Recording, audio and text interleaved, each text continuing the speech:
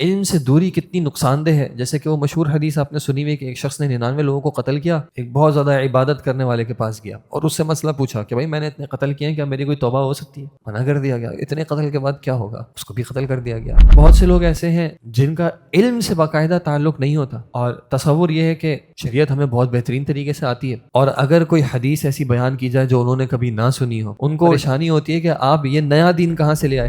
ہم اسٹوڈنٹس میں دیکھتے ہیں کہ ابھی فرسٹ ایئر کے اسٹوڈنٹ ہیں، سیکنڈ ایئر کے اسٹوڈنٹ ہوں گے، اور ان کی کوشش کیا ہے کہ میں کچھ پڑھانا بھی شروع کروں، اور اگر کہیں سے موقع نہیں ملے گا تو کیا کریں گے؟ اپنا ادارہ خود پڑھا دیتے ہیں. سمپل. اب ہوا کیا کہ میں ذکر کر رہا تھا، بیچ میں کیا آ گیا؟ ایک کوشچن آ گیا. اب اس کوشچن کا جواب تو مجھے نہیں آتا، تو جی میرا خیال ہے، اور پھر جو آگے گن چلانی ہم نے چلا دی. میرا خیال ہے وہ علم جو کہ فرض عین تھا، الواجب العینی تھا، جو مجھے حاصل کرنا ضروری تھا، لوگوں کو دعوت و تبلیغ کرنا ایک منظم طریقے سے، ایک باقاعدہ فل ٹائم جیسے میں نے ذکر کیا، کیا وہ واجب عینی ہے؟ نہیں. لیکن اب یہ اتنا اہم کام ہے کہ میں سمجھتا ہوں کہ میرے بچوں کی تربیت کرنا میری ذمہ داری نہیں ہے. میرا کام کیا ہے؟ امت کی اصلاح ہے. اور پھر کیا ہوا کہ پھر علم سے دور ہو گئے اور اس معاملے میں بڑھتے گئے اور پھر پتہ ہی نہیں چلا کہ ہم روئی بغا بنے.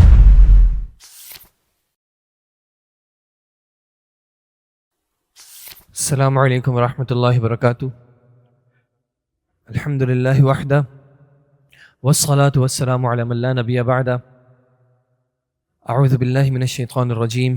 بسم اللہ الرحمن الرحیم. رب اشرح لی صدری ویسر لی امری واحلل عقدۃ من لسانی یفقہوا قولی. اللہم انا نسألک علما نافعا ورزقا طیبا وعملا متقبلا. اما بعد. عمومی طور پہ انسان کو ہم دیکھتے ہیں کہ وہ کسی نہ کسی طرح کی کامیابی کی کوشش کر رہا ہوتا ہے. کچھ نہ کچھ اس کی تگ و دو رہتی ہے، محنت رہتی ہے کہ وہ کسی طریقے سے کامیاب ہو جائے.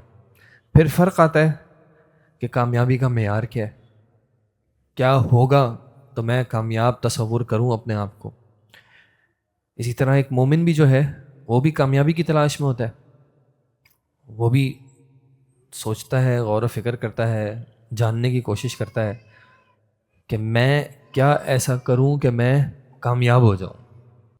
اور جب وہ قرآن میں غور و فکر کرتا ہے، قرآن کی تعلیمات کو دیکھتا ہے، آپ صلی اللہ علیہ وسلم کی تعلیمات کو دیکھتا ہے، تو اس کو یہ بات پتہ چلتی ہے کہ اللہ سبحانہ و تعالیٰ نے فرمایا اعوذ باللہ من الشیطان الرجیم المال والبنون زینۃ الحیات الدنیا، کہ یہ مال اور یہ اولاد یہ کیا ہے؟ دنیاوی زندگی کی تو زینت ہے، لیکن الباقیات الصالحات خیر عند ربک ثوابا وخیر املا، لیکن کچھ باقی رہنے والی نیکیاں ہیں جو کہ رب کے ہاں جو ہے وہ ثواب کے اعتبار سے، جزا کے اعتبار سے زیادہ بہتر ہے. تو جہاں عام طور پر انسان دنیا کے حوالے سے فوکسڈ ہوتے ہیں اپنی کامیابی کو تلاش کرنے میں، ایک مومن جو ہے وہ اس تلاش میں ہوتا ہے کہ میرے پاس کسی طرح الباقیات الصالحات جمع ہو جائے، باقی رہنے والی چیزیں جمع ہو جائیں. آپ صلی اللہ علیہ وسلم نے فرمایا تھا یتبع المیت ثلاثہ او یتبع المیت ثلاثہ، تین چیزیں ہیں جو کہ میت کے ساتھ ساتھ چلتی ہیں، اس کی پیروی کرتے ہیں. کون کون؟ اہلہ، اس کے گھر والے، ومالہ، اور اس کا مال، اور اس کا وعملہ، اور اس کا عمل. دو ان میں سے لوٹ آتے ہیں، لیکن یہ عمل ہے اس کا جو کہ باقی رہ جاتا ہے. اسی طرح آپ صلی اللہ علیہ وسلم نے بتایا کہ اذا مات الانسان انقطع عملہ الا من ثلاث، جب انسان کی وفات ہو جاتی ہے، انسان کو موت آ جاتی ہے، تو اس کا عمل جو ہے وہ منقطع ہو جاتا ہے سوائے تین معاملات کے، جس میں کیا کیا ہے؟ صدقہ جاریہ، علم ينتفع به، ایسا علم کہ جس کے ذریعے فائدہ حاصل کیا جا رہا ہے، ولد صالح يدعو لها، ولد صالح يدعو له، نیک اولاد جو اس کے لیے دعا کر رہی ہے. تو ایمان والے کی فکر رہتی ہے، کوشش رہتی ہے کہ میں کسی نہ کسی طرح ایسے کاموں کو اپنی زندگی میں جمع کروں جو کہ میری آخرت کے لیے بہتر ہوں، میرے لیے الباقیات الصالحات ہوں، میرے لیے وہ میرے جانے کے بعد بھی نیکیوں کو بڑھانے کا ایک سبب ہوں. پھر اس میں ہم تلاش کرتے ہیں کہ کون سا ایسا عمل ہو سکتا ہے جو اس حوالے سے بہترین ہو. اسی میں ایک عمل ہے اللہ سبحانہ و تعالیٰ کے دین کی طرف دعوت دینا، لوگوں کو دین اسلام کی طرف بلانا، جس طریقے سے بھی ہو سکتا ہے، لیکن یہ کہ دین کی دعوت دینا۔ اللہ سبحانہ و تعالیٰ نے بتایا کہ وَمَنْ أَحْسَنُ قَوْلًا مِّمَّنْ دَعَا إِلَى اللَّهِ، اس شخص سے اچھا کون، یا اچھی بات کس کی ہوگی؟ من احسن قولا، کون زیادہ اچھا ہوگا یا بہترین ہوگا بات کرنے کے اعتبار سے اس شخص سے کہ جو بلاتا ہے دعا الی اللہ، کہ وہ اللہ کی طرف بلاتا ہے، وعمل صالحا، اور نیک اعمال کرتا ہے، وقال اننی من المسلمین، اور وہ اس بات کا اقرار کرتا ہے کہ میں مسلمانوں میں سے ہوں، میں فرمانبردار لوگوں میں سے ہوں۔ اور پھر اسی طرح آپ صلی اللہ علیہ وسلم نے بتایا کہ اگر کوئی شخص تمہارے ذریعے ہدایت حاصل کر جائے تو وہ تمہارے لیے سرخ اونٹوں سے بہتر ہے۔ پھر جب سوچتے ہیں کہ اگر کوئی شخص میرے ذریعے راہ راست پر آ جائے تو اس کے جو نیک کام ہوں گے، اس کے جو نیک اعمال ہوں گے، اس کا مجھے بھی اجر ملتا رہے گا۔ تو یقینی طور پر اللہ کے دین کی طرف بلانا جو ہے وہ ایک ایسا معاملہ محسوس ہوتا ہے کہ جس میں صحیح طریقے سے انویسٹمنٹ کی جائے تو یہ کہ آخرت کے حوالے سے بہترین کامیابی کی جو ہے انسان امید رکھ سکتا ہے۔ اور یہ انبیاء اور رسول کا بھی جو ہے وہ ایک ان کے بھی بھیجے جانے کا مقصد تھا کہ مبشرین و منذرین، کہ انہوں نے بشارت بھی دینی ہے، ڈرانا بھی ہے۔ وَإِنَّكَ لَتَهْدِي إِلَىٰ صِرَاطٍ مُسْتَقِيمٍ، اے نبی صلی اللہ علیہ وسلم آپ صراط مستقیم کی طرف ہدایت دیتے ہیں، لوگوں کو رہنمائی کرتے ہیں۔ تو اس اعتبار سے کہ ہم سب کی ایک خواہش ہوتی ہے، چاہت ہوتی ہے کہ ہم کچھ نہ کچھ ایسا کام کریں جو کہ لوگوں کو دین کی طرف بلانے کا ایک سبب بن رہا ہو، کہ کہیں میری کسی محنت سے، میری کسی ایفرٹ سے کوئی دین کی طرف آ جائے تو میرے کیا ہو جائے، بلے بلے ہو جائے، اور اردو میں کیا ہوتا ہے، وارے نہیں آ رہے ہو جائے۔ ہو بھی سکتا ہے کہ میں نے کبھی کوئی میسج شیئر کیا، کسی نے اس میسج کو پڑھ کے اس کی زندگی میں تبدیلی آ گئی ہو، اب جو بھی وہ خیر کا کام کر رہا ہے اس میں کچھ نہ کچھ میرا بھی حصہ ہے۔ ایک شخص جب جنت میں جائے گا تو وہ اپنی توقعات سے بڑھ کے جنت کو پائے گا، وہ سوال کرے گا یہ کہاں سے ہے، تو اس کو بتایا جائے گا تمہاری اولاد جو تمہارے لیے استغفار کرتی تھی، مغفرت طلب کرتی تھی۔ تو اسی طرح ہماری بھی خواہش ہو کہ کوئی نیکی ایسی ہو جائے کہ آخرت میں مجھے اس کا بڑھ چڑھ کر اجر مل رہا ہو، اور مجھے اس کی امید بھی نہ ہو، پتہ بھی نہ ہو کہ فلاں شخص جو ہے وہ میری کسی بات کی وجہ سے، میرے کسی میسج کی وجہ سے، یعنی میں ایک ذریعہ بنا اور وہ خیر کی طرف آ گیا۔ لیکن جس طرح کوئی بھی عبادت ہوتی ہے، نماز بھی پڑھنی ہے، روزہ رکھنا ہے، والدین کی خدمت کرنی ہے، شادی کرنی ہے، کوئی بھی معاملہ ہے جس کو میں بطور عبادت کرنا چاہتا ہوں، لازمی طور پر اس کے لیے مجھے علم چاہیے۔ حتیٰ کہ ابھی یہ جو دین کی طرف دعوت دینا، اللہ کی طرف بلانا، اس کی بھی جو فضیلت ہے یہ بھی علم حاصل کر کے ہی آ سکتی ہے۔ بغیر علم حاصل کیا تو مجھے دین کی طرف دعوت کرنے کا کوئی فائدہ سمجھ نہیں آ سکتا۔ اور جب ہم اس علم حاصل کرنے کی طرف دیکھتے ہیں تو شریعت میں بے تحاشا ہمیں ایسے نصوص ملتے ہیں قرآن و سنت میں جو اس دین کے علم کو حاصل کرنے کی فضیلت کو ذکر کرتے ہیں۔ سب سے یعنی ایک پہلی بات کہ اللہ سبحانہ و تعالیٰ نے جب وحی کی ابتدا کی تو کیا ذکر کیا؟ اقرأ بسم ربک الذی خلق، خلق الانسان من علق، اور اسی میں کیا ہے؟ وعلم الانسان ما لم یعلم، کہ ابتدائی جو وحی نازل ہوئی اس میں بھی یہ علم کا ذکر ہے۔ پھر اسی طرح الرحمن، اللہ تعالیٰ اپنا تعارف کرا رہا ہے الرحمن، اور اس کے فوراً بعد کیا کہا؟ علم القرآن، کہ اس نے قرآن کا علم دیا۔ پھر اسی طرح دیگر آیات انما یخشی اللہ من عبادہ العلماء، کہ حقیقی طور پر اللہ کی خشیت رکھنے والے وہی ہیں جو علم رکھتے ہیں، علماء ہیں۔ پھر اسی طرح اللہ تعالیٰ نے ایک بات ذکر کی، هل يستوي الذين يعلمون والذين لا يعلمون، کیا وہ لوگ جو علم رکھتے ہیں اور وہ جو علم نہیں رکھتے وہ برابر ہو سکتے ہیں؟ پھر اسی طرح آپ نے ایک مشہور حدیث سنی ہوگی، نبی صلی اللہ علیہ وسلم نے بتایا کہ جو شخص کیا کرتا ہے، من سلک طریقا یطلب او یلتمس فیہ علما، وہ شخص جو کہ ایسے راستے پر چلتا ہے جس میں وہ علم حاصل کر رہا ہو، اس کے لیے جنت کا راستہ آسان کر دیا جاتا ہے۔ اور اتنا کہ آپ صلی اللہ علیہ وسلم نے کیا ذکر کیا، الملائکہ، فرشتے کیا کرتے ہیں، لَتَضَعُ أَجْنِحَتَهَا، اپنے پروں کو بچھاتے ہیں اس طالب علم کے لیے۔ پورا عالم جو ہے وہ اس طالب علم کے لیے مغفرت طلب کرتا ہے، حتیٰ کہ سمندر میں جو مچھلی ہے وہ بھی۔ اور آپ صلی اللہ علیہ وسلم ذکر کیا ان فضل العالم علی العابد، کہ ایک عالم کی فضیلت ایک عابد پر کیسی ہے، کفضل القمر لیلۃ البدر علی سائر الکواکب، کہ جب آسمان پہ دیکھتے ہیں تو آسمان پہ ستارے بھی دکھتے ہیں، اور لیلۃ البدر 14ویں رات کو چاند بھی ہوتا ہے۔ اس چاند کی جو باقی ستاروں پر فضیلت ہے اس کی روشنی کا اعتبار سے اور دیگر جو امور ہیں، یہ فضیلت ہے ایک عالم کی ایک عابد پر۔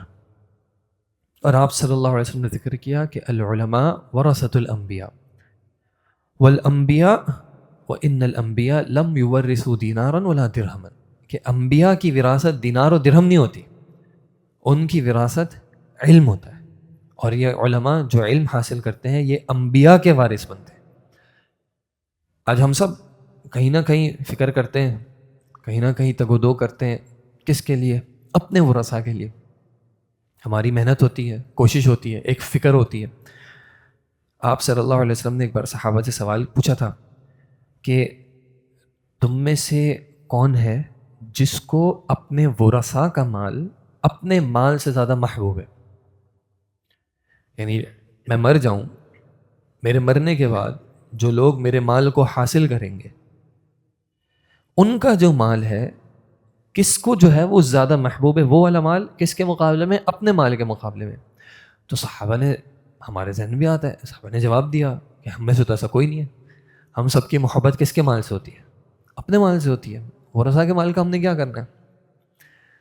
تو آپ صلی اللہ علیہ وسلم نے اس بات کو سمجھایا کہ حقیقت کیا ہے کہ تم سب جو ہے وہ زیادہ فکر کس کی کرتے ہو؟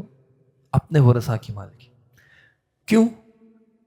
تمہارا مال کون سا ہے؟ مالو کا ما قدمت، تمہارا مال تو وہ ہے جو تم نے چھوڑ دیا، چھوڑ دیا مطلب بھیج دیا، اور تمہارے ورثاء کا مال وہ ہے جو یہاں پہ بچا رہ گیا۔ اگر آج میری جیب میں مثلا 10,000 روپے ہیں، میں کیا سمجھ رہا ہوں کہ یہ پیسے کس کے ہیں؟ میرے۔ لیکن اگر میری ابھی وفات ہو جاتی ہے تو یہ پیسے کس کے ہوئے؟ ورثاء کے ہوئے۔ تو میری چاہت کہ میرا بینک بیلنس ہو یا جو بھی ریسورسز میں ایکوائر کرنا چاہتا ہوں وہ حقیقتاً میرے اپنے لیے تو نہیں ہے۔ آپ صلی اللہ علیہ وسلم نے بتایا تھا کہ بندہ کہتا ہے مالی مالی، میرا مال میرا مال، جبکہ اس کا کیا مال ہے؟ ما اکلا فافنا، جو کھا لیا فنا کر دیا، لبسا فابلا، پہن لیا اور بوسیدہ کر دیا، او اعطا فقتنا، یا پھر کیا کر دیا؟ اللہ کے راستے میں عطا کر دیا، اللہ کے راستے میں دے دیا، تو اب وہ آخرت کے لیے سیونگ ہو گئی۔ اس کے علاوہ جو کچھ ہے وہ کیا ہے؟ وہ چھوڑ کے جانے والا ہے لوگوں کے لیے۔ تو اب مجھے اگر میں یہ دیکھوں کہ دنیاوی وراثت کے لیے میری کیا تگ و دو ہے، کیا محنت ہے، اور اس کے مقابلے میں یہ دیکھوں کہ میری انبیاء کی وراثت حاصل کرنے کی کیا تگ و دو ہے، کیا محنت ہے۔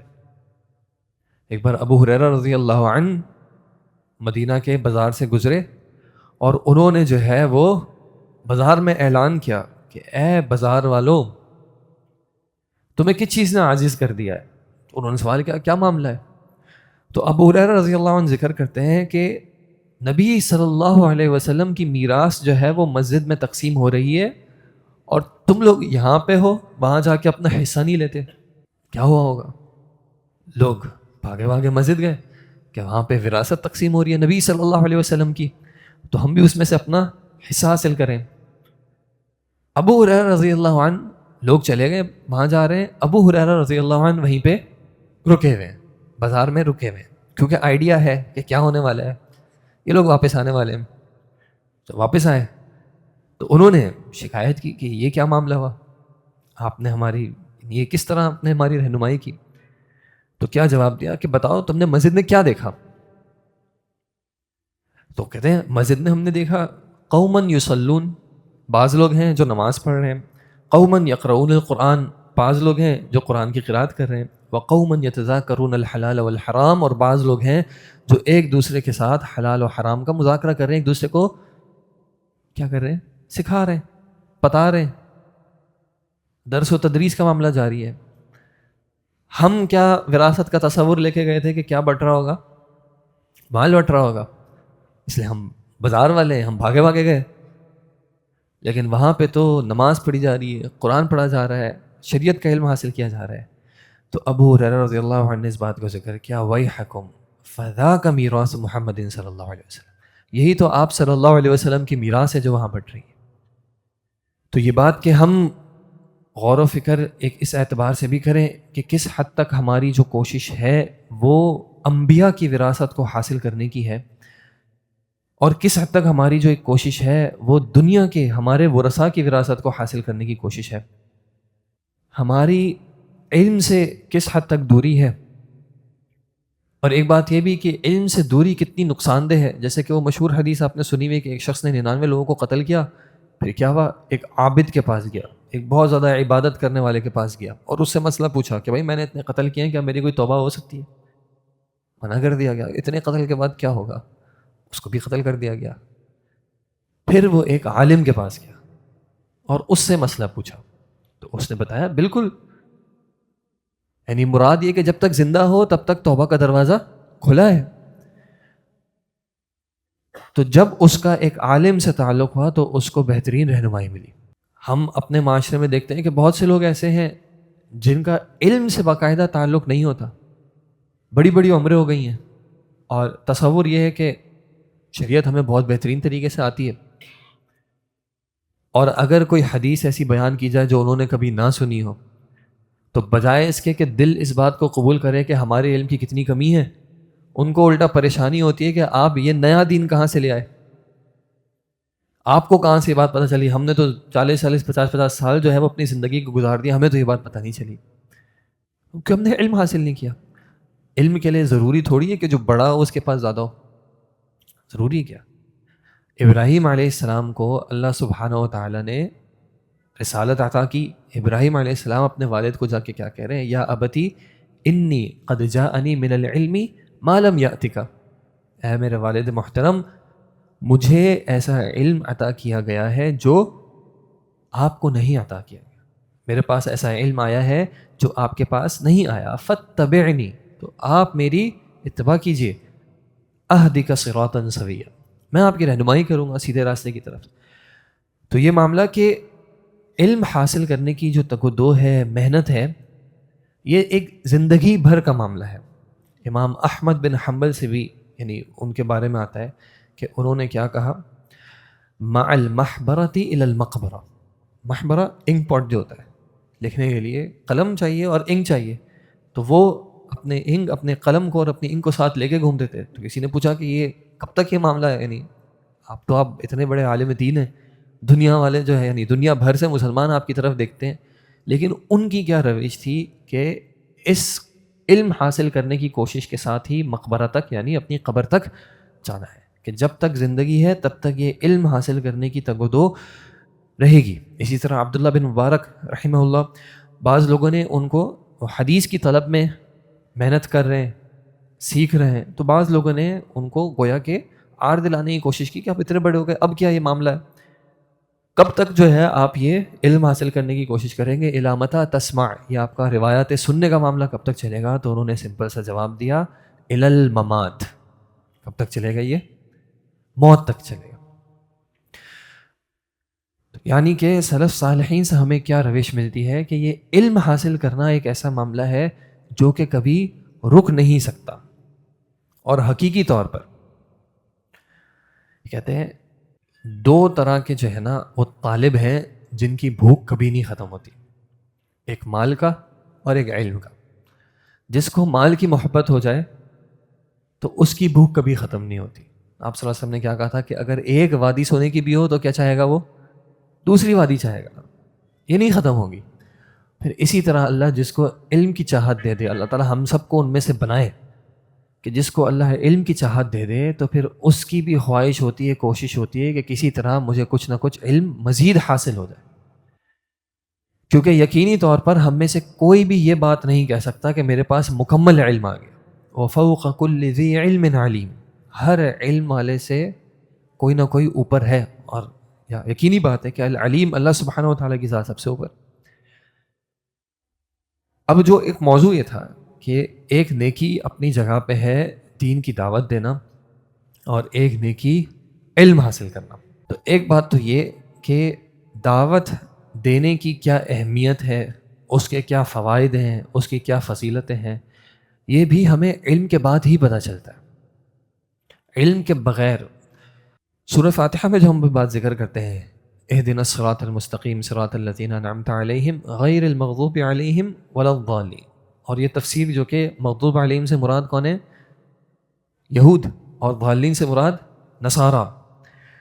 اور ان کی گمراہی کی وجہ کیا؟ کہ انہوں نے عمل کو علم پر فوقیت دے دی، کہ انہوں نے عمل کی روش، بس عمل کرتے رہو، علم کو چھوڑو، اور اسی کوشش میں، اپنی اسی عمل کی چاہت میں، خیر کی چاہت ہے نا، عمل کرنا خیر کی چاہت ہے، اور اسی کوشش میں وہ کیا اختیار کر گئے؟ رہبانیت، اللہ کی رضا چاہتے ہوئے، ابتغاء رضوان اللہ کی رضا چاہنے کی کوشش میں جب علم نہیں تھا تو وہ اپنے عمل میں ایسے آگے بڑھے کہ پھر وہ بدعت کی طرف چلے گئے، گمراہی کی طرف چلے گئے۔ کل بدعت ضلالہ، ہر بدعت گمراہی ہے، وکل ضلالۃ فی النار، اور ہر گمراہی جو ہے اس کا انجام جہنم ہے، آگ ہے۔ تو یہ نصارہ والا معاملہ کہ علم ہو یا نہ ہو عمل کرتے رہو، ہم ہمارے معاشرے میں بھی دیکھتے ہیں کہ باقاعدہ ایسے گروہ ہیں جو کہ بالکل آپ صلی اللہ علیہ وسلم کی اپنی حدیث ہے کہ بلغوا عنی ولو آیا، میری طرف سے پہنچاؤ چاہے ایک آیت ہی کیوں نہ ہو۔ تو وہ اس طرح کے ادلہ کو انہوں نے یہ فہم لیا کہ بھائی آپ کو علم ہو یا نہ ہو، آپ کیا کریں؟ بیان کرنا تو شروع کریں نا، آپ ذکر کرنا تو شروع کریں۔ پھر ایک معاملہ یہ تھا کہ کوئی مسجد ہے، وہاں پہ جا کے تبلیغ کر رہے ہیں، کیونکہ وہاں پہ دوسرا کوئی تبلیغ کرنے والا نہیں ہے، وہاں پہ کسی کو نہیں پتا۔ تو جب وہاں پہ کسی کو نہیں پتا تو اگر مجھے کچھ بھی پتا ہو تو بہتر ہے کہ کچھ نہ کچھ تو لوگوں کو، دوسروں کو پتا چل جائے۔ یہ معاملہ پھر بھی چلیں، کہتے ہیں کچھ نہ کچھ چلیں، سمجھ میں آتا ہے کہ کوئی نہیں تھا تو جو تھا اس کو کچھ نہ کچھ پتا تھا، اس نے اس بات کو ذکر کر دیا۔ لیکن اب اس زمانے میں جو ہم دیکھتے ہیں کہ یہ سوشل میڈیا کے زمانے میں ہر نیکی کرنے والے کی چاہت کیا ہے کہ میں بھی کچھ نہ کچھ بولوں، میں بھی کچھ نہ کچھ ذکر کروں، میری بھی کچھ نہ کچھ بات ہو، اور پھر تھوڑی یہ چاہت بڑھتی ہے تو میرا بھی کوئی نہ کوئی ایسا ادارہ ہو، میری طرف سے بھی کچھ نہ کچھ آرگنائزڈ ایفرٹ ہو کہ باقاعدہ جو ہے وہ درس و دروز، دعوت و تبلیغ، یا کچھ نہ کچھ ایسی جو ہے وہ ایفرٹس چلتی رہے۔ اور پھر اس میں ہم دیکھتے ہیں کہ لوگ جب اس معاملے کی طرف باقاعدگی سے پڑھنے لگتے ہیں، ایک معاملہ ہے امر بالمعروف نہی عن المنکر کا، کنتم خیر امۃ اخرجت للناس تأمرون بالمعروف وتنہون عن المنکر، کہ تم بہترین امت ہو، لوگوں کے لیے نکالے گئے ہو، کیا کرتے ہو؟ امر بالمعروف کرتے ہو، نیکی کا حکم دیتے ہو، اور برائی سے روکتے ہو۔ اسی طرح آپ صلی اللہ علیہ وسلم نے کیا کہا؟ من رأى منکم منکرا فلیغیرہ بیدہ، جو برائی کو دیکھے اس کو ہاتھ سے روکے، فإن لم يستطع فبلسانہ، اگر ہاتھ سے روکنے کی استطاعت نہ ہو تو زبان سے روکے، فإن لم يستطع فبقلبہ، ورنہ دل میں برا جانے۔ یہ تو ایک معاملہ ہے عمومی۔ کیا اس کے لیے مجھے کسی ادارے کا حصہ ہونا ضروری ہے؟ امر بالمعروف نہی عن المنکر کے لیے سب سے پہلی یہ ذمہ داری مجھ پر کس کی اپلائی ہوتی ہے؟ مجھے امر بالمعروف نہی عن المنکر سب سے پہلے کس پر کرنا ہے؟ اپنے آپ پر، پھر اپنے گھر والوں پر۔ قوا انفسکم واہلیکم نارا، اپنے آپ کو بھی اور اپنے اہل کو بھی بچایا۔ وکلکم راع، تم میں سے ہر کوئی نگہبان ہے۔ وکلکم مسئول عن رعیتہ، ہر جو تمہاری رعیت میں اس سے سوال، یعنی اس کے بارے میں تم سے سوال کیا جائے گا۔ تو ایک تو ہے جو کہلاتا ہے سرکل آف انفلوئنس، کہ میرا ایک جو سرکل آف انفلوئنس ہے کہ جن پر میری مسئولیت ہے، ان کو خیر کی بات بتانا، ان کو برائی سے روکنا، یہ تو ہم میں سے ہر کسی کی ذمہ داری ہے، چاہے ہم مانیں یا نہ مانیں، ادا کریں یا نہ کریں، یہ تو ہماری باقاعدہ ذمہ داری ہے۔ لیکن اب اس سے بڑھ کے کیا معاملہ ہو گیا ہے، اور انشاءاللہ آگے شیخ حنین عشاء کے بعد جو ہے وہ اس پہ زیادہ بات کریں گے، کہ ہم نے کچھ چیزوں کو ایسے گلیمرائز کر دیا ہے، ایک ایسا پیڈسٹل چڑھا دیا چیزوں کو کہ اس کا جو سینس آف اکاؤنٹیبلٹی ہے، جو ذمہ داری ہے ہم سے، وہ پوشیدہ ہے، اس کی طرف ہمارا فوکس نہیں ہے، اور اس کی جو ایک اپیرنٹلی اچھی سائڈ ہمیں محسوس ہوتی ہے اس کی طرف ہمارا کچھ زیادہ فوکس ہے۔ ہم اسٹوڈنٹس میں دیکھتے ہیں کہ ابھی فرسٹ ایئر کے اسٹوڈنٹ ہیں، سیکنڈ ایئر کے اسٹوڈنٹ ہوں گے، اور ان کی کوشش کیا ہے کہ میں کچھ پڑھانا بھی شروع کروں، اور اس کے لیے کیا کوشش کریں گے کہ کسی ادارے سے رابطہ کریں کہ بھائی ہم پڑھ رہے ہیں، کچھ ہمیں پڑھانے کا بھی موقع دیا جائے، اور اگر کہیں سے موقع نہیں ملے گا تو کیا کریں گے، اپنا ادارہ خود بنا دیتے ہیں، سمپل۔ آن لائن میں تو بہت زیادہ آسان ہے، کیا کرنا ہے، ایک فیس بک پیج بنانا ہے، ایک نام سوچنا ہے، اے آئی سے لوگو بھی بن جائے گا، اور بس چلیں بسم اللہ اللہ، کوئی پوچھنے والا نہیں ہے، کوئی کچھ کہنے والا نہیں ہے، دنیا اتنی وسیع ہے، اور ہو جاتے ہیں شروع۔ بعض کو لگتا ہے کہ ہمیں سچویشن نے ڈال دیا، مثلا پڑوسی نے کہا کہ یار یہ میرے بچے ہیں، ان کو آپ تھوڑا سا پڑھا دیں، آپ ماشاءاللہ پڑھ رہے ہیں، تھوڑا میرے بچوں کو ہی پڑھا دیں۔ تو میں نے کہا ٹھیک ہے، یہ چھوٹے بچوں کو پڑھا رہے ہیں تو کیوں نہ اسی کو لائیو اسٹریم بھی کر دیتے ہیں، کسی کا کچھ نہ کچھ فائدہ ہو جائے گا۔ پھر یہ بھی کہ بھائی فلاں وہ عالم دین جو پڑھا بھی رہے ہیں، اگر ہر کوئی ان کی بات تھوڑی سنتا ہے، یا ہر کسی کے دل میں ان کی بات تھوڑی اثر کرے گی، ہو سکتا ہے کسی کے دل میں میری بات اثر کر جائے، تو میں بھی کچھ نہ کچھ اپنا حصہ ڈالوں۔ اب یہ نیت اچھی ہے نا، اچھی ہے نا، یا منع کر رہے ہیں؟ اچھی ہے، بالکل اچھی ہے، خیر کی نیت ہے۔ تو پھر مسئلہ کیا ہے؟ مسئلہ یہ ہے کہ جب علم حاصل کرنے کی کوشش پیچھے ہو جاتی ہے اور زیادہ فوکس اس کو پہنچانے کی طرف ہو جاتا ہے، تو ہم دیکھ رہے ہیں کہ مسائل آ رہے ہیں۔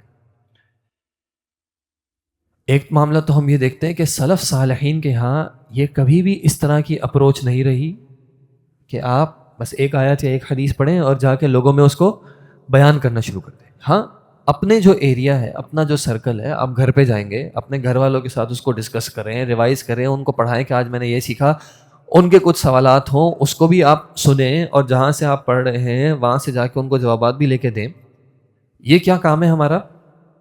نقل کرنے کا۔ نقل کرنے سے مراد ٹرانسمٹ کرنے کا، جو بات سنی ہے وہی بات آگے ذکر کر دی، ایک محدود سرکل میں۔ کوئی خیر کا کام دیکھا اس کی طرف لوگوں کی ترغیب دلا دی، برائی دیکھی وہ روک دیا۔ لیکن ایک یہ معاملہ کہ مستقل طور پر باقاعدہ، جس کو ہم آج کل کے زمانے میں ایک فل ٹائم کا فریز یوز کرتے ہیں، کہ باقاعدہ دین کی طرف بلانے والی ایفرٹس کا حصہ بننا۔ اب اس میں بھی مختلف ذمہ داریاں ہوتی ہیں، مثلا جیسے آج کے یہ الحمدللہ ایونٹ ہے، تو اس میں مختلف لوگوں کا کردار ہے۔ کہیں سے آئیڈیا اللہ تعالیٰ نے کسی کے دل و دماغ میں ڈالا، وہ آئیڈیا جنریٹ ہوا، اس کے بعد وہ شیئر ہوا، کتنے مختلف جگہوں پر جو ہیں وہ لوگ انوالوڈ ہیں، کسی نے میسج بھیجا، کسی نے لوگوں کو جمع کیا، کسی نے کچھ اور سروس دی، سب کا جو ہے وہ کچھ نہ کچھ حصہ ہے۔ لیکن مسئلہ کیا ہوتا ہے، اگر ہم سچی سچی بات کریں، مسئلہ کیا ہوتا ہے کہ اگر میں نے کسی کے بیٹھنے کے لیے کرسی رکھی ہے نا، تو میرے دل کو وہ اطمینان نہیں ہوگا کہ اگر میں اس کرسی پہ آ کر بیٹھ کے بیان کروں، تو مجھے کیا لگتا ہے کہ یار وہ اتنا خیر کا کام نہیں ہے، وہ دعویٰ الی اللہ نہیں ہو رہی۔ دعویٰ الی اللہ صرف کب ہوگی، اور اب آج کے زمانے میں زیادہ کب ہوگی، جب کیمرہ لگا ہوگا۔ جب کیمرہ لگا ہوگا اور ہماری ماشاءاللہ بریلینٹ ٹیم جیسے لوگ جو ہیں وہ ریکارڈ کر رہے ہوں گے، اور پھر اس کی کیا ہوگی، تشہیر ہوگی، شیئر ہوگا، اور پھر کیا ہوگا، شیئر کے بعد لائک بھی آنا چاہیے اور وائرل بھی ہوگا، تب مجھے دل میں ایک اطمینان ہوگا، تسلی ہوگی کہ اب دین کا کوئی کام ہوا ہے۔ ادروائز یہ جو اپروچ بنتی جا رہی ہے، اور ہم اپنی ذات کے اعتبار سے بھی اس کو محسوس کرتے ہیں اور دیکھ بھی رہے ہیں، یہ کہیں نہ کہیں ایک مسئلہ ہے. کتنے ہی سلف میں ایسے علماء رہے ہیں جنہوں نے کتابیں لکھی اور آج ہم تک ان کی کتاب نہیں پہنچی. کیا کہیں، ان کا علم ضائع ہو گیا، ان کے علم کا کوئی ان کو فائدہ نہیں ہوا. دوسری بات یہ کہ سلف صالحین جب تدریس کے یا دعویٰ کے مرحلے پر آتے تھے تو اس سے پہلے کیا بس ان کی چاہت ہوتی تھی کہ بس کسی طرح ختم ہو تاکہ میں بولنا شروع کروں؟ نہیں، ان کو تو باقاعدہ ان کے اساتذہ پش کرتے تھے. وہ اجازت جب ملتی تھی تب جا کے جو ہے وہ کچھ بیان کیا جاتا تھا. پہلے کنفرم کر لیتے تھے کہ جو میرے اساتذہ ہیں جنہوں نے مجھے پڑھایا ہے، کیا وہ مجھے اس لائق سمجھتے ہیں کہ میں آگے کچھ دین کی بات کر سکوں، اس اعتبار سے کہ میں دین کا ایک ریپریزنٹیٹیو بن سکوں.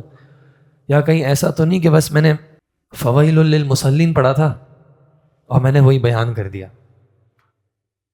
کیونکہ بعض آیات ایسی بھی ہیں جن کے بیان کے لیے سیاق ضروری ہے.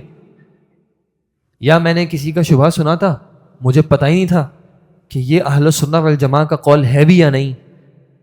میں تو اپنی فیلڈ میں کس کو سنتا ہوں بھائی، وہ آتے رہتے ہیں، میں کوئی سلیکٹ تھوڑی کرتا ہوں یا سلیکٹ کرتا ہوں. میں یوٹیوب یا فیس بک کو بتا سکتا ہوں کہ اس کو بھیجنا اس کو نہ بھیجنا؟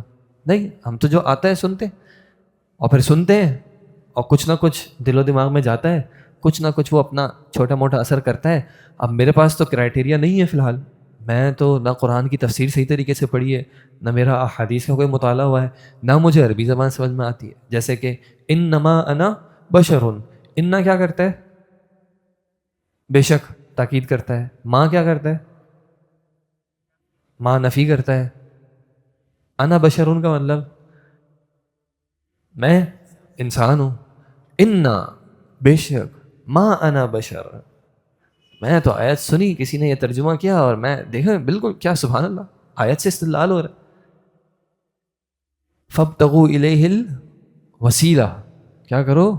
اس کی طرف وسیلہ تلاش کرو. تو ہو رہے ہیں تلاش مزاروں پہ وسائل. تو جو بات سنی، جتنا کچھ چھوٹا بہت سمجھ میں تھا سمجھا، اور کیا کرنا ہے اب؟ ضروری کیا ہے؟ شیئر کرنا ہے. اور دوسرے کی ویڈیو شیئر کرو، اس سے زیادہ اچھا کیا ہے؟ اپنی ویڈیو شیئر کرنا ہے نا بھائی. دوسرے کی ویڈیو شیئر کرنے سے زیادہ بہتر ہے اپنی ویڈیو شیئر کر. یا پھر یہ کہ چلو دوسرے کی ویڈیو بھی شیئر کر دی تو اس میں چیک نہیں کیا. حتیٰ کہ ایسا بھی آتا ہے کہ ایک دین کے طالب علم نے جو ابھی ابتدائی مراحل میں ہے ایسی ویڈیو شیئر کر دی کہ جس میں پیچھے محترم میوزک صاحب بھی چل رہے ہیں، اور میسج کیا جا رہا ہے؟ دین کا میسج ہے.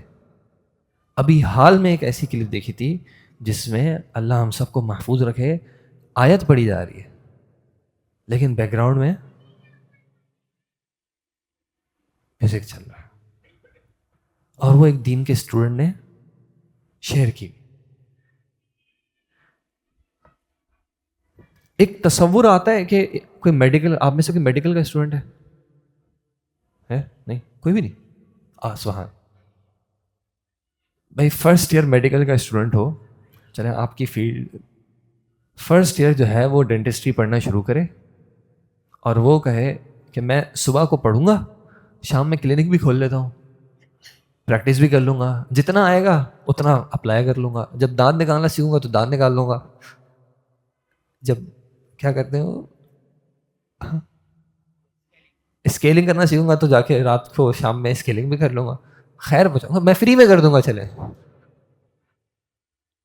ہم تصور نہیں کرتے، لیکن بس دین کا معاملہ ایک ایسا ملتا ہے کہ ہر آنے جانے والا جو ہے وہ سمجھتا ہے کہ بھائی میں چونکہ مسلمان ہوں تو بنیادی طور پہ میرا حق ہے کہ میں دین کے بارے میں بات کر سکتا ہوں. اور پھر یہ زبان، اس کی حفاظت کرنا کتنا مشکل کام ہے کہ آپ صلی اللہ علیہ وسلم نے، جو معاذ بن جبل رضی اللہ عنہ والی حدیث ہے کہ انہوں نے سوال کیا تھا کہ اللہ کے نبی صلی اللہ علیہ وسلم مجھے ایسے عمل کے بارے میں بتائیں جو کہ مجھے جنت کے قریب کر دے، جہنم سے دور کر دے. آپ صلی اللہ علیہ وسلم نے اسلام کے بنیادی معاملات کو ذکر کیا اور پھر اس کے آخر میں کیا کہا؟ کف علیک ھذا، اپنی زبان کو روک کے رکھ. آپ صلی اللہ علیہ وسلم نے کیا فرمایا کہ من کان یؤمن باللہ والیوم الآخر فلیقل خیرا او لیصمت. ایمان ہے تو یا تو خیر کی بات ہوگی یا خاموشی ہوگی. جس نے اس زبان کی اور شرمگاہ کی حفاظت دی اس کو جنت کی حفاظت ہے. تو اس کو کنٹرول کرنا آسان کام نہیں ہے. پھر کیا ہوتا ہے, میں نے کیا ارادہ کیا تھا کہ آج میں نے سورہ فاتحہ کی تفسیر پڑھی ہے تو میں کیا کروں گا, سورہ فاتحہ کی تفسیر پڑھا دوں گا. اب ہوا کیا کہ میں ذکر کر رہا تھا, بیچ میں کیا آ گیا, ایک کوشچن آ گیا. اب اس کوشچن کا جواب تو مجھے نہیں آتا, لیکن اب میں یہ کہوں کہ مجھے نہیں آتا, یہ تو پتہ چلا وہ ویورشپ کم ہو جائے گی کہ جب اس کو آتا نہیں ہے تو کیا اس سے پڑھنا. تو جی میرا خیال ہے, اور پھر جو آگے گن چلانی وہ ہم نے چلا دی, میرا خیال ہے. کیا ہو رہا ہے کہ وہ جو پری ریکویزٹس جو حاصل کرنے تھے, اور پھر ہوتا کیا ہے, اب آپ سوچیں نا, اب آپ نے ایک ادارہ کھول دیا, مثلا اریب بھائی نے ایک ادارہ کھولا, ماشاء اللہ انہوں نے جنوری میں پہلا کورس لانچ کیا, اور اچھے انسان ہیں, نیک نیتی سے کیا, اللہ تعالیٰ نے قبول بھی کیا. قبولیت کی کیا علامت ہوگی؟ پہلا کورس قبول ہوا, اس کی کیا علامت ہوگی؟ متفق علیہ بات کریں, جو معاشرے میں متفق علیہ ہے کہ کورس آپ کا کامیاب ہوا, اس کی کیا نشانی ہوگی؟ کیا ہوگا؟ بارک اللہ فیک. زیادہ سے زیادہ لوگ انرول ہوئے نا. آپ نے سوچا تھا 10 لوگ آئیں گے, 20 لوگ آ گئے, نے کہا واہ بہترین, کامیاب ہو گیا. جتنے زیادہ لوگ ہوتے ہیں اتنا اخلاص ہمارا, یہ ہمارے اخلاص کی گارنٹی ہوتی ہے. تو آپ نے یار اتنے سارے لوگ ماشاءاللہ پیاسے ہیں علم کے, تو کام کرتے ہیں کہ ایک اور کورس بھی شروع کر دیتے ہیں. پھر کیا کیا, اریب بھائی نے شیخ حنین سے رابطہ کیا. وہ شیخ ماشاءاللہ بہت اسٹوڈنٹس آ رہے ہیں, تو آپ ذرا کچھ وقت نکال دیں. شیخ حنین ماشاءاللہ مصروف ہیں. انہوں نے کہا کوئی کرتے ہیں لیکن ابھی تھوڑی سی مصروفیت ہے. اریب بھائی نے کہا یہ ٹائم نہیں نکالیں گے. کیا کیا پھر اریب بھائی نے عبدالرحمٰن بھائی سے رابطہ کر لیا, یار وہ شیوخ مشائخ کے پاس ٹائم نہیں ہوتا, تم ہی آ جاؤ. ان کو بھی ہماری آڈینس بھی سمجھ نہیں آئے گی. ہم دونوں جو ہے, تم بھی یونیورسٹی کے اسٹوڈنٹ ہو, میں بھی یونیورسٹی کا اسٹوڈنٹ ہوں. یونیورسٹی کے اسٹوڈنٹس کو ہم زیادہ اچھے طریقے سے سمجھ سکتے ہیں, ان کے مسائل کو ہم زیادہ اچھے طریقے سے کیٹر کر سکتے ہیں. پھر انہیں ان کو جوڑا, اور پھر اب کیا ہوا, اب دن کے 24 گھنٹے تھے. ادارہ کھولنے سے 25 تو نہیں ہو گئے تھے, 24 رہے تھے. پھر جب دوسرا کورس کھولا, زیادہ رسپانس آ رہا ہے, مینجمنٹ بڑھ رہی ہے, تو اب سب سے پہلے اریب بھائی کی کیا چیز چھوٹے گی؟ سبحان اللہ, وہ کلاس میں دیر سے آئیں گے. معاملہ دیکھ رہے تھے. پھر کیا ہوگا, اتنی مصروفیت بڑھ جائے گی کہ وہ کلاس سے غائب ہونے لگیں گے. آپ سمجھتے ہیں نا کہ معاملات دیکھنے ہوتے ہیں. پڑھا بھی رہے ہیں, اور پھر جب ایک کورس پڑھایا دوسرے کورس کا ٹیچر نہیں ملا, انہوں نے کہا یار بسم اللہ, بہادر ہونا چاہیے انسان کو, چلو اس میں بھی کودتے ہیں. اور پھر کیا ہوا کہ پھر علم سے دور ہو گئے, اور اس معاملے میں بڑھتے گئے, اور پھر پتہ ہی نہیں چلا کہ ہم کیا بن گئے, روئی بغا بن گئے. روئی بغا کیا ہوتے ہیں؟ روئی بغا کیا ہوتے ہیں پتہ ہے؟ ورڈ سنا ہے, روئی بغا. آپ صلی اللہ علیہ وسلم نے بتایا تھا کہ ایسا زمانہ آئے گا جو کہ دھوکے کا ہوگا, دھوکے کے سال آئیں گے. اس کی جو مختلف نشانیاں تھیں اس میں کیا تھا کہ ایک جھوٹے کی تصدیق کی جائے گی, ایک سچے کو جھوٹا مانا جائے گا. خائن جو خیانت کرنے والا ہے اس کو امانتیں دی جائیں گی, اور جو امانت دار ہے اس کو نہیں دی جائیں گی. اور اس میں کیا ہوگا, وَيَنْتِقُ فِيهَا الرُّوَيْبَضَةُ. اس زمانے میں کیا ہوگا, رویبضا جو ہے وہ باتیں کریں گے, زبان چلائیں گے. جب پوچھا گیا کہ رویبضا کون ہے, تو آپ صلی اللہ علیہ وسلم نے کہا الرجل التافہ فی امر العامہ.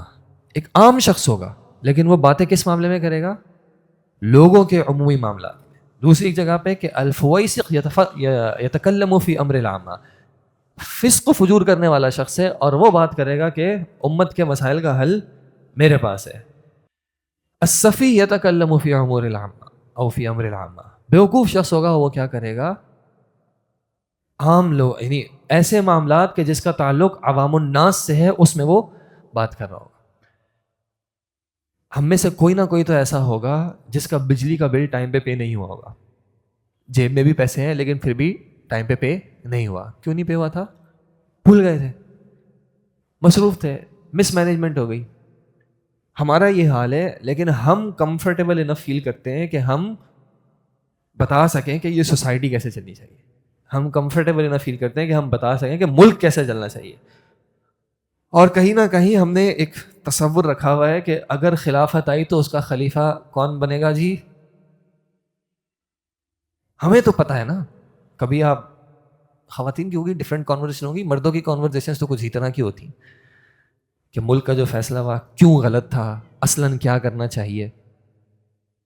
کرکٹ میں بھی دیکھ رہے ہوں گے تو اس کو ایسے نہیں کرنا چاہیے, ویسے نہیں کرنا چاہیے, ایسے کرتا تو صحیح تھا. کوئی بولے بھائی بیٹ لے کے چلا, نہیں بیٹنگ تو نہیں آتی. تو یہ روئی بتا, علم نہیں ہے. اللہ کی قسم یہ علم بھی نہیں ہے کہ وضو کب باقی ہے اور کب نہیں ہے, لیکن یہ بتانا ضروری ہے کہ اس امت کی فلاح کیسے ہوگی, اس امت کی کامیابی کا راز کیا ہے. بڑی بڑی باتیں ہوں گی, اور اگر کوئی مسئلہ پوچھے تو یار یہ تو آپ کسی بھی مسجد کے مولوی سے پوچھ لیجیے گا, وہ بتا دے گا. آپ کو پتہ ہے نہیں, آپ صلی اللہ علیہ وسلم نے یہ بتایا تھا کہ یہ ہوگا. اب مجھے دوسرے تو کہیں نہ کہیں دکھتے رہتے ہیں, لیکن پہلے مجھے اپنے آپ کو بھی تو دیکھتا ہے نا. کہیں ایسا تو نہیں کہ میں بھی ان معاملات میں ملوث ہو رہا ہوں. کوئی بھی معاملہ آتا ہے اور میری اس بارے میں کیا بن جاتی ہے, ایک رائے بن جاتی ہے. آپ کی میری رائے کس بنیاد پہ بن رہی ہے؟ ہمارے پاس کیا علم ہے جو ہم کوئی رائے قائم کرنے کی جگہ پر ہوں؟ ہاں, اگر کسی ایسے شخص سے جو صاحب العلم ہے اس سے کوئی بات سنی ہے تو ٹھیک ہے, ہم اس کی رائے کو نقل کر سکتے ہیں. لیکن یہ بات ہے نا کہ ہم سب کی ایک رائے بن جاتی ہے, ہم اس کو آرگیو بھی کرنا شروع ہو جاتے ہیں کہ بھائی کیوں یہ ہونا چاہیے اور کیوں یہ نہیں ہونا چاہیے. اللہ اکبر. قیامت کے قریب کیا ہوگا؟ علماء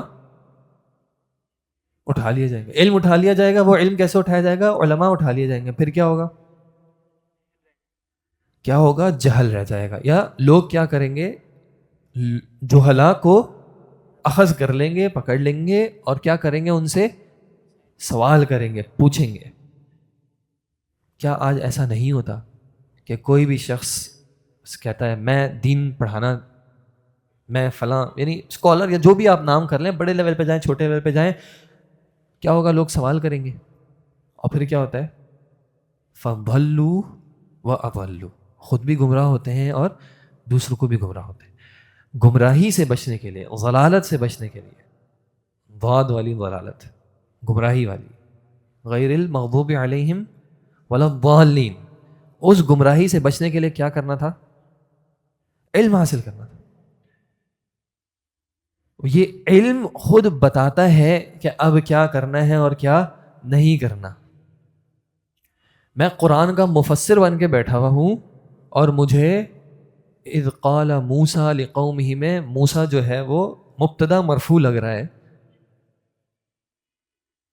میں تفسیر کر رہا ہوں. یہ ہمارے آج کے حالات ہیں. اپنے یعنی وہ علم جو کہ فرض عین تھا, واجب الواجب العینی تھا, جو مجھے حاصل کرنا ضروری تھا, پھر لوگوں کو دعوت و تبلیغ کرنا ایک منظم طریقے سے, ایک باقاعدہ فل ٹائم, جیسے میں نے ذکر کیا وہ واجب عینی ہے؟ نہیں ہے, وہ کفائی ہے. بلکہ اب تو یہ معاملہ کہ یہ دعوت و یعنی دین کی دعوت و تبلیغ کرنا ماشاءاللہ اچھا کام ہے. میں نے شروع میں اس کے فضائل ذرا ذکر کیے, سارے تو نہیں, خیر جو کچھ اللہ نے توفیق دی تھوڑی بہت. لیکن اب یہ اتنا اہم کام ہے کہ میں سمجھتا ہوں کہ میرے بچوں کی تربیت کرنا میری ذمہ داری نہیں ہے. وہ کس کی ذمہ داری ہے؟ اسکول والوں کی ہے, مدرسہ جس کی بھی ہے. میرا کام کیا ہے؟ امت کی اصلاح ہے. میرے اپنے گھر میں اپنی بیوی ہے, اپنی ماں ہے, اپنا باپ ہے. یہ امپورٹنٹ لوگ نہیں ہیں. زیادہ امپورٹنٹ کون ہے؟ امت کی اصلاح ہے. میں اگر ایک وائف ہوں, ایک گھر والے کیا ان کی کیا, اصل میں کیا کام کر رہا ہوں یا کیا کام کر رہی ہوں اگر میں وائف ہوں تو امت کی اصلاح کا کام کر.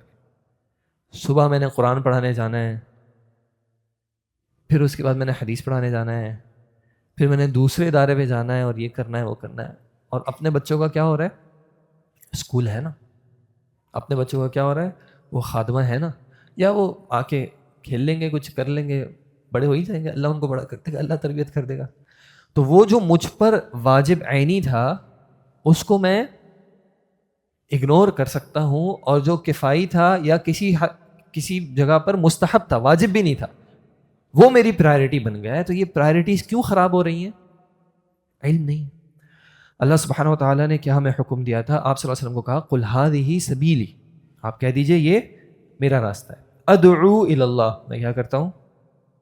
اللہ کی طرف بلاتا ہوں. آگے کیا ذکر ہے؟ انا ومن اتبعنی، میں بھی اور جو میری اتباع کرتے ہیں. بیچ میں آیت کا ایک حصہ ہے جو تھوڑا سا کیا ہو گیا، ہم سے مس ہو گیا. وہ کیا حصہ تھا؟ علی بصیرۃ، اور اس بصیرہ کی جو تفاسیر ہے، علی ہدن، علی بیان، علی یقین، علی علم،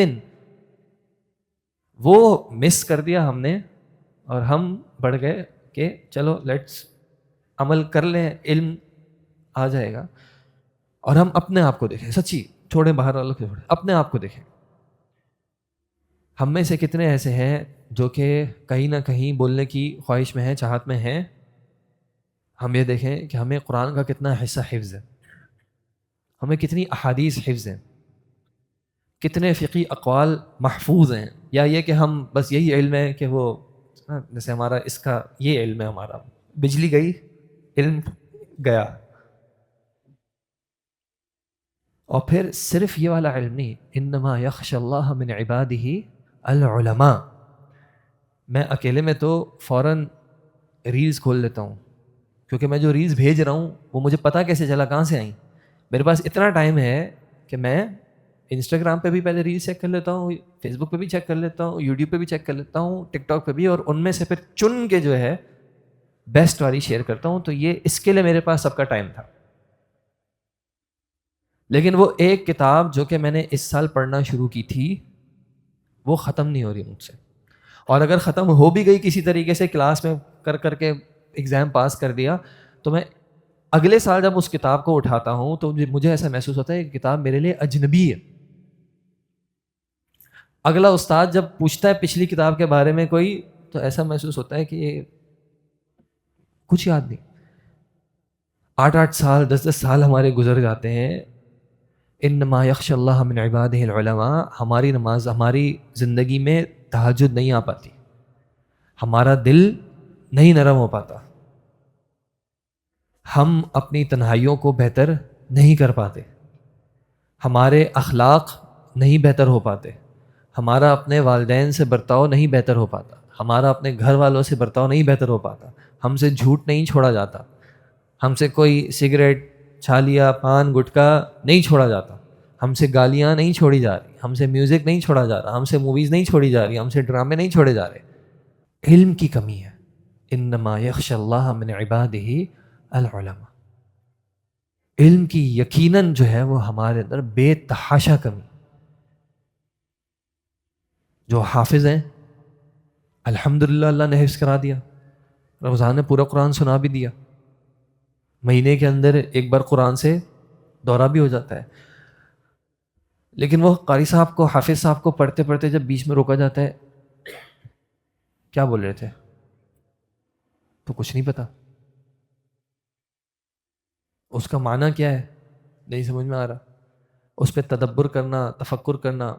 اللہ تعالیٰ نے کیا کہا تھا؟ افلا یتدبرون القرآن ام علی قلوب اقفالها. یہ قرآن پہ جو غور و فکر ہے، تدبر ہے، یا تو یہ ہے یا پھر کیا ہے، دوسرا آپشن کیا ہے؟ دلوں پر تالے. تو اب میں خود غور کر لوں کہ میں کیا واقعتاً قرآن و حدیث سے میرا یہ تعلق ہے کہ میں روز ڈیلی بیسس پہ میرا قرآن سے کچھ نہ کچھ تعلق ہوتا ہے، آپ صلی اللہ علیہ وسلم کی احادیث سے کچھ نہ کچھ تعلق ہوتا ہے، صحابہ کے آثار سے کچھ نہ کچھ تعلق ہوتا ہے، سلف صالحین کی باتوں سے میرا کچھ نہ کچھ تعلق ہوتا ہے. یا پھر میرے لیے زیادہ ایزی کیا ہوتا ہے؟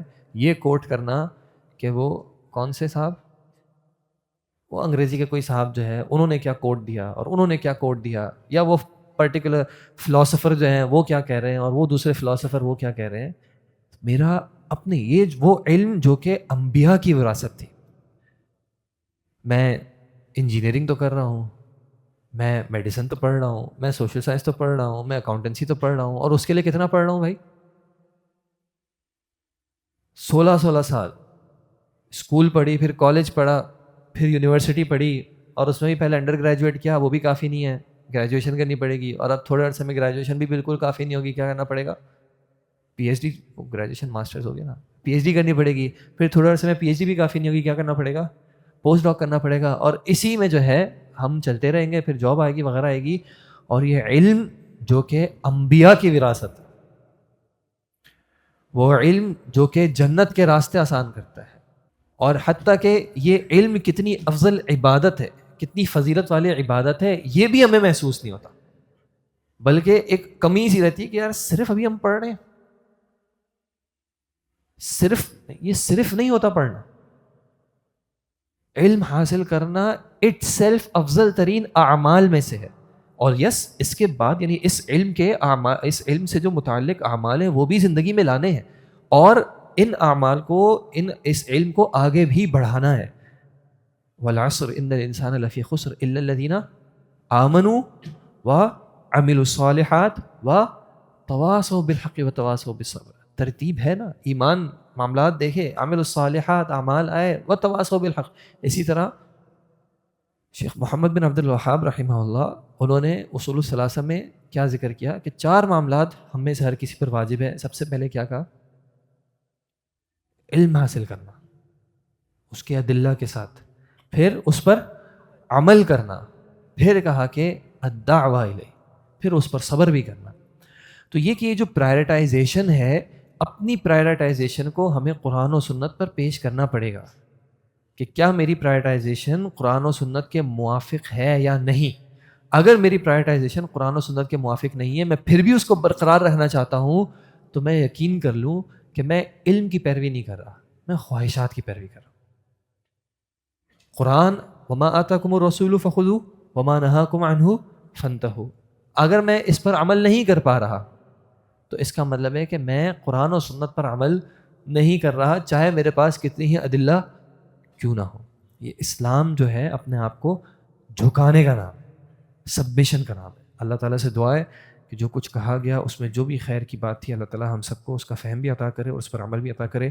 جو کمیاں کوتاہیاں رہ گئی ہیں اللہ تعالیٰ اس سے درگزر کرے. سبحانک اللہم و بحمدک نشہد ان لا الہ الا انت نستغفرک و نتوب الیک. السلام علیکم و رحمۃ اللہ وبرکاتہ.